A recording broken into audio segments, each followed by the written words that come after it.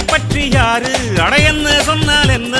இந்த காதில் வாங்கி அதை அந்த காதில் தள்ளு மேகம் மீதந்தாலும் காகம் பறந்தாலும்